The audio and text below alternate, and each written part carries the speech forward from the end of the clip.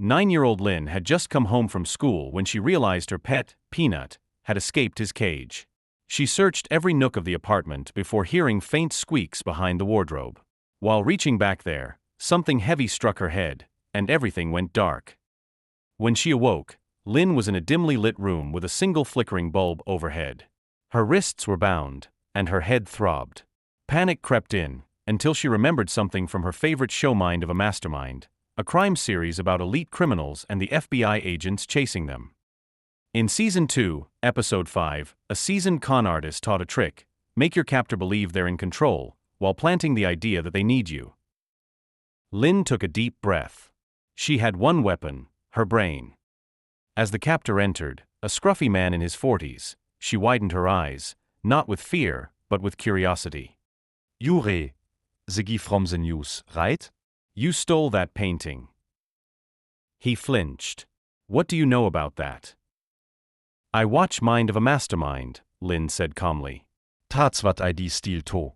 No one checks church vaults. He stared at her, caught off guard. You think like me. Lynn nodded, weaving stories about how she once reprogrammed her school's vending machine, or outwitted her brother using criminal logic. The man began to talk, almost proudly. She listened, encouraged him, even gave him advice. By the third day, he trusted her enough to untie her hands during meals. That night, while pretending to play a game with buttons and string, something she'd seen on Episode 8, she created a simple snare and jammed the door latch. When he went to sleep, she escaped through a vent she'd slowly loosened over 2 days using a spoon. By morning, police surrounded the hideout, and Lynn was safe. The captor was arrested without a fight. He was too stunned his apprentice had betrayed him. Later, in a police interview, Lynn just smiled and said, "I didn't beat him. He let me win. I just made him think it was his idea."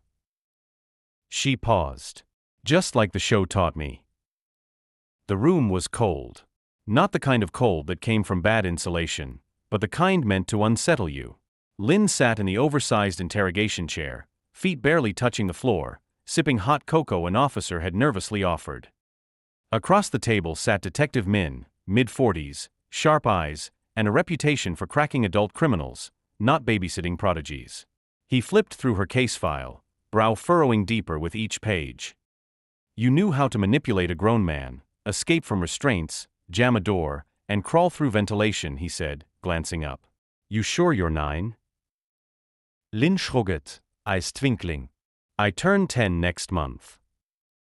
The detective leaned in. Tell me, was this all just instinct? No, she replied, stirring her cocoa. It was research. I watched 3 seasons. Twice. Min raised an eyebrow. So the show taught you how to think like a criminal? No, Lynn corrected, it taught me how they think.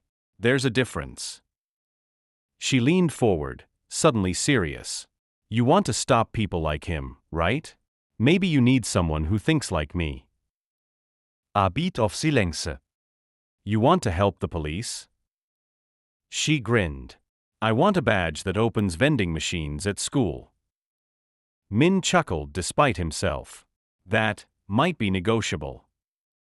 2 months later, Lynn was unofficially part of a hush-hush initiative. Codename, Project Chameleon. Once a week, she came to the station, technically for counseling, but in truth, to consult on cold cases. Officers brought her puzzles. She brought answers. She's like Sherlock Holmes with pigtails, one officer whispered. But Lynn didn't care about titles. She cared about people like Peanut, scared and trapped. She couldn't save everyone, but maybe, just maybe, she could outsmart the ones who thought kids were easy targets. And somewhere in a prison cell, the man who took her was watching Mind of a Mastermind reruns, still trying to figure out how a 9-year-old beat him at his own game. Lynn was halfway through a strawberry yogurt when Detective Min barged into the station lounge, looking more stressed than usual. We've got a problem, he said, holding up a tablet. On the screen was a paused video, a public square, a crowd, a strange box ticking ominously. Lynn narrowed her eyes. Is that a bomb? Yes. Homemade. Sophisticated. But that's not the weird part. He tapped play. A distorted voice came through the speaker. Let's play a game. 1 box. 1 bomb. 1 hour.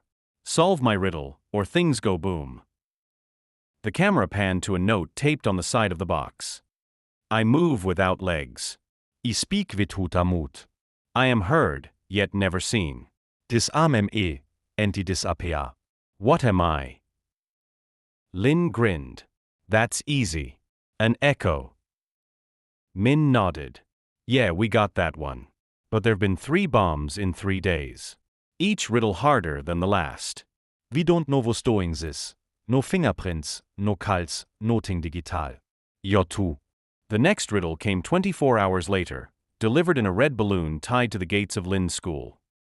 To the one who walks through thoughts and dreams. I hide where logic drowns in screams. Crack the code, or children cry. Let's see if you're as sharp as I. Lin read it once. Then again.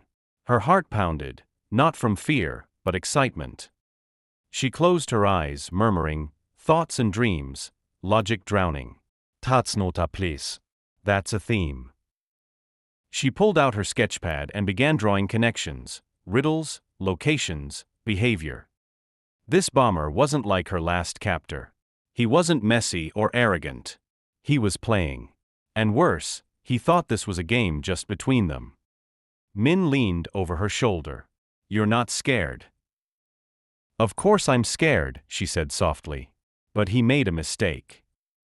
Wat mistake? He thinks he's the only one playing. The next riddle didn't come in a balloon. It came in a chess box. Delivered straight to the police station, wrapped in gold paper, addressed simply, for the girl detective. Inside was a single black pawn, painted red at the base, and a flash drive. Min slid it into a laptop as Lin leaned in. A video played. Dark room.